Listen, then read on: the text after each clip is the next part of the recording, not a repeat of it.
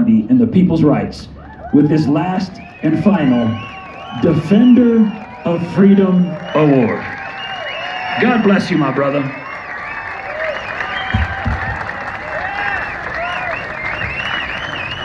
Thank you.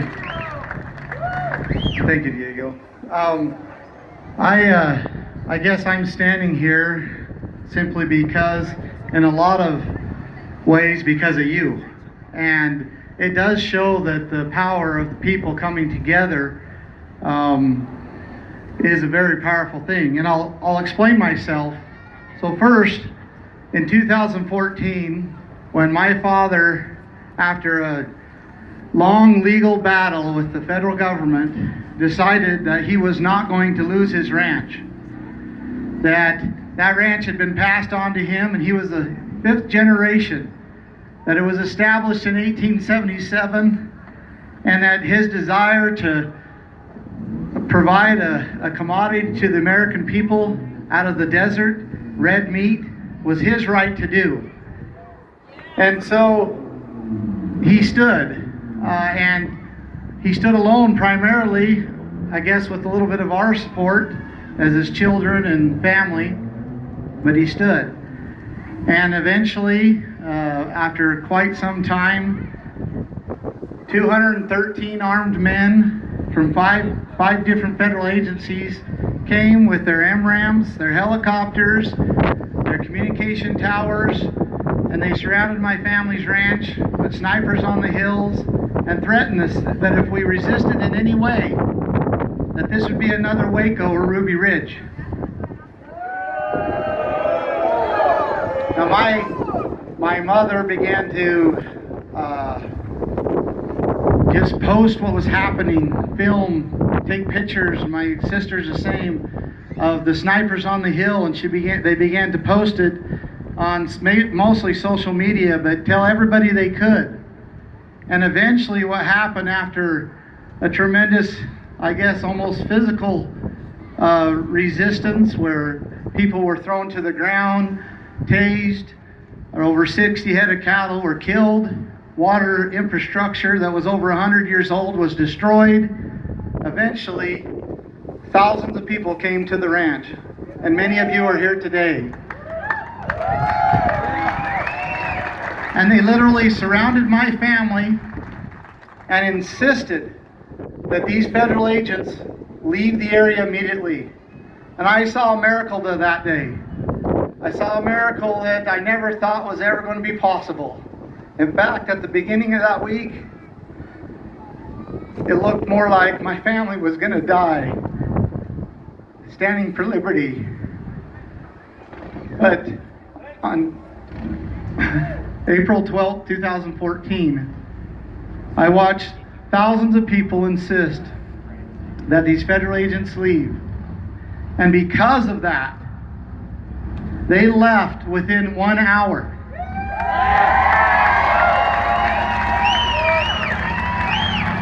You have never seen such a scene where hundreds of federal vehicles lined up and left immediately the area, where they abandoned all of their equipment, just left it, all because of the power of the people. And I learned something that day that I will never forget, that I have tried to speak and tell everybody that I could. And that is, when one person says no, and when that person is right, and when thousands come to surround, there is no way that liberty can be lost.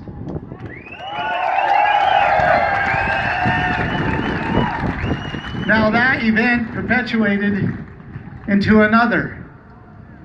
Again, because of a poor law, a ranching family in Harney County, Oregon, was facing the very same thing that my family was facing.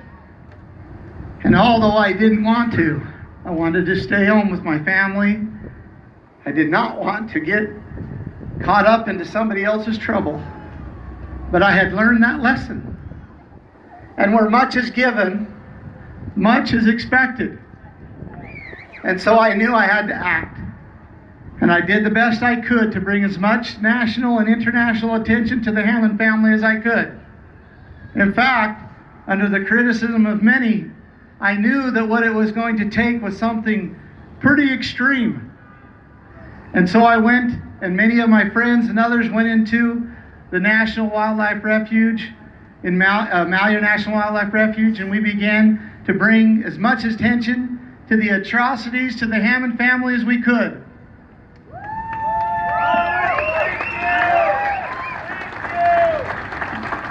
And that ultimately transpired into my incarceration. And my fathers and brothers and many friends, in fact, some called it a blood prosecution, because so many of us of the same family was being prosecuted under the same accusations. And what I experienced there in prison was a terrible thing, but I also learned a tremendous amount of lessons. And also I learned how important it was to be able to decide what and how precious it is to be able to get up in the morning and decide what you're going to do with your day. To get up and decide where you're going to work, what you're going to do, how you're going to react, who you're going to worship, what you're going to eat. All of those things became very, very precious to me. And I realized how terrible it is to every day get up and not be able to decide what you're going to do with your time, not be able to decide what you're going to eat, not be able to decide, how you're going to help your family. And so it became very, very real to me how precious freedom is.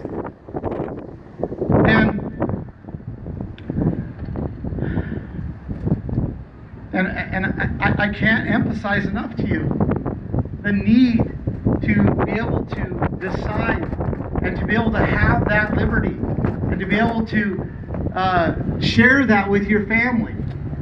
Now, I hesitate telling you this story, but about half of my incarceration I spent in solitary confinement. I spent months and months on end, which of course, as many of you know, is illegal, even in their own rules. But I spent hundreds of days consecutive in solitary confinement. And the reason why that, or at least their excuse was, because I would not submit to a strip search.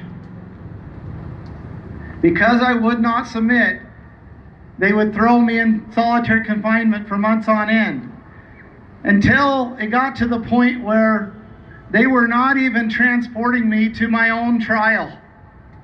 They started trial without me. And finally the judge said, we can't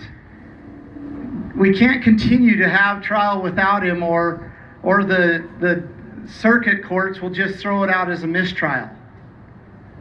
So it wasn't until then they decided, I guess on their own, to crack the door of solitary confinement and allow me to go to my own trial. Now I tell you these things because it is a reality that there are people out there that have tremendous power that will take away your liberties. They will strip you of them. When you look, go on the internet and just look at the pictures of the Holocaust.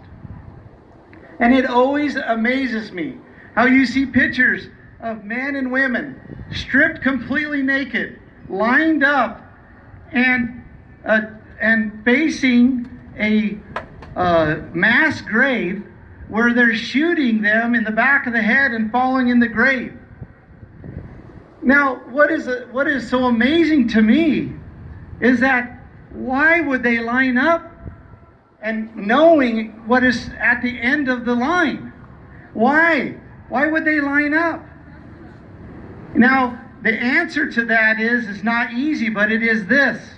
And I have been there, and I know for a fact that this is true.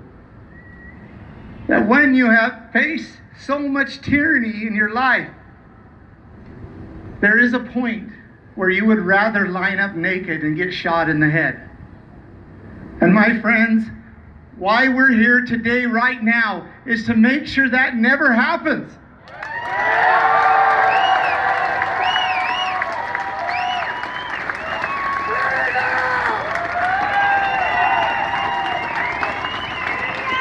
Now, you must backtrack a little bit and ask yourself, why did the Jewish people not, or how did they get in that position?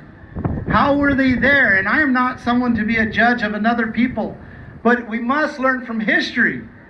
And it was because they thought that putting their head down and trying to not be noticed was the better way.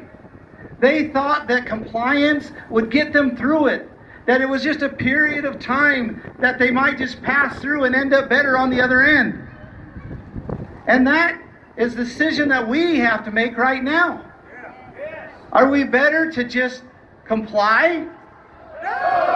No. And why? Is it safer to comply? No, it is not. Because if you comply now, they will go further. And if you comply then, they will go further. And if you comply then, they will go further until we are lined up naked, facing a mass grave, being shot in the back of the head. And no one can say, oh, Ammon, that will not happen. Because guess what? It already has. It's happened many, many times. And in fact, 250 million people in the 21st century have been killed by their own government, murdered for many different reasons. And so now is the time, and I thank you for being here. Thank you for your time. And I have to say, I must say, to all the business owners out there, to all the people in Idaho, to all of you here, and to all of you that may be listening, and even to all of you that will not listen or even hear this, you must stand. And you must open your businesses. You must. I've been a little long-winded, but I'm going to tell you one other example of this. The Constitution in the 1700s was drafted for our protection and security. In that Constitution, it established that all men were equal. That all men were equal. It established it by law, it established by document, and it was set forth. But the problem is that even during its ratification, there was groups of people in the United States of America, newly founded, that were not being treated equal, that were actually being treated as slaves. There was, and so even in the Constitution, where they actually considered a part of them as an equal vote. So they weren't being treated as equal. But the document set forth that all men were equal. And then we move on into 100 years later, almost 100 years later, and we have a civil war. And part of that civil war was about this issue of slavery, about all men not being equal. And so they set forth what we call the 14th Amendment. And in that 14th Amendment, it establishes that all people should be treated equal. Okay? That's what it does. That's what it said. All people should be treated equal. And so did we resolve the question? Did all people at that time, were all people treated equal at that time? No. But yet the law said, it established that all men were equal. An amendment was established that they should be treated equal. But then we find ourselves 100 years down the road, in the 1960s and so forth, where we have civil liberties of certain people that are fighting to be treated equal. And it was not until they decided that they were going to sit at the front of the bus, that they were going to go into the public bathrooms, that they were going to go to the colleges. It was not until they said themselves, we will be treated equal, that we will not be treated as slaves, and it was not until they decided that they were going to sit in the front of the bus, until finally the laws and the cultures and the people began to follow that. And that should be a lesson to us. There is no remedy that we will find in the Capitol building for our freedoms. There is no remedy that we will find in the courts. The remedy is right here, and it is in your heart. And therefore, the business owners of this state must open up.